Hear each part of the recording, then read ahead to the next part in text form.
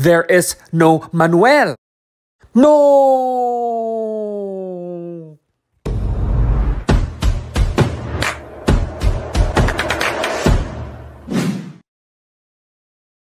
It's that time again. It's time to upgrade my home theater.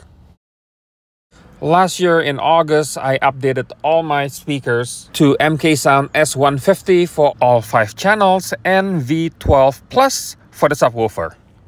And now it's time to upgrade my in-ceiling speakers from Revel C263 to MKSound IC95 in-ceiling speakers. This is done in hope to make all speakers sounding the same, at least timbre match. And by doing that, makes the steering as uniform as possible. Receiving the IC95 from Denmark, I'm opening the box and I'm greeted by this card and a cutout template that is sadly slightly larger than my Revel C263. On the positive side, it's better to be larger than smaller, so this way I don't have to patch my ceiling. Opening the package, I can see 2 speakers individually packaged, unlike how most in-ceiling speakers are sold.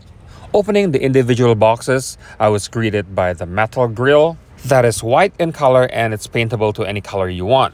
It's made of metal and can be stuck to the speakers using the magnetic pieces on the speaker. Strangely enough, my friend Manuel is not there. There is no Manuel. No! Well, you can always download it if you want to. There's a QR code printed on the back of the red card that I showed you in the beginning. As far as build quality goes, the MKSound IC95 builds much better than the average. You can see the parts are made of high quality materials, and even the push button speaker terminals are a lot more rigid than the terminals found on various in-ceiling speakers I have encountered in the last decade or so. When the terminals were pressed, there's practically no excessive flexing on the PC board. And although I don't think it's necessary at all, now it's time to break in the new speakers, specifically brown noise for 24/7, literally 24 hours for 7 days, to reduce the effect of rigid speaker surround, which in return will optimize the bass response of the speaker. To paint the speaker grille, I use rust paint in matte black.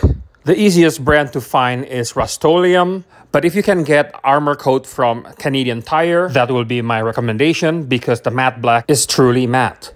Take a couple pages of newspaper, lay it on the floor, and put the grill on top of it.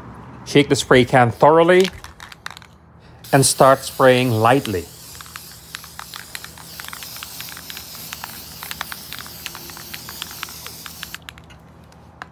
Wait about 10 minutes and spray the second coat.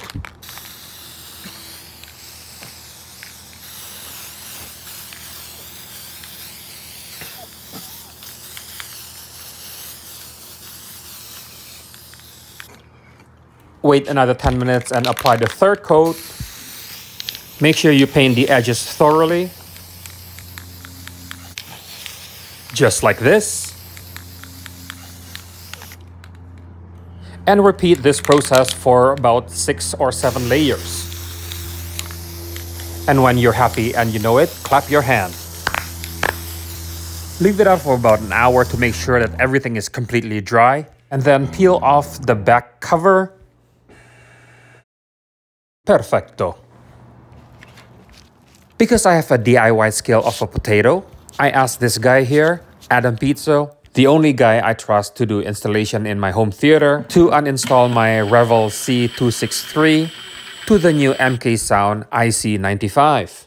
You can find Adam Pizzo's phone number in the description down below, should you need to install your home theater system. Because the size of IC95 being about half an inch larger, he needed to cut open the opening in the ceiling a little bit more. Less than 20 minutes later, it's done.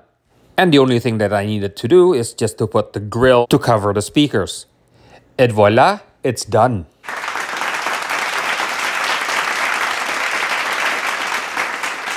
To test and compare the audio, the night prior I watched Evil Dead Rise, Disney Plus Haunted Mansion, and Fox No One Will Save You, which all, of course, are in Atmos.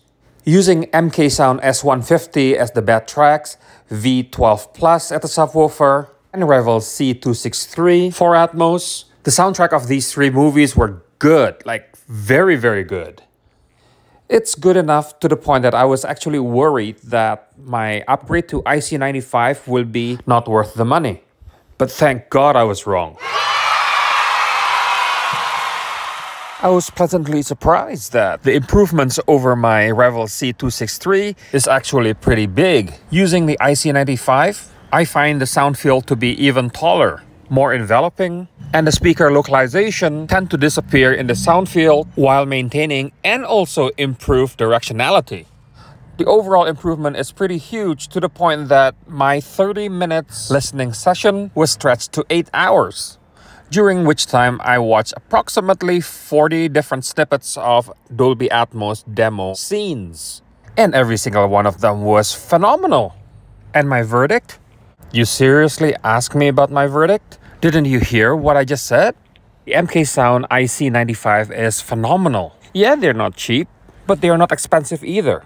And in my personal opinion, you get a lot more than what you pay for when you use the IC95 as Atmos speakers. So what do you think about this video? Share your thoughts in the comments down below. Please like, share, and subscribe and all that kind of stuff. Thank you very much for watching, and goodbye.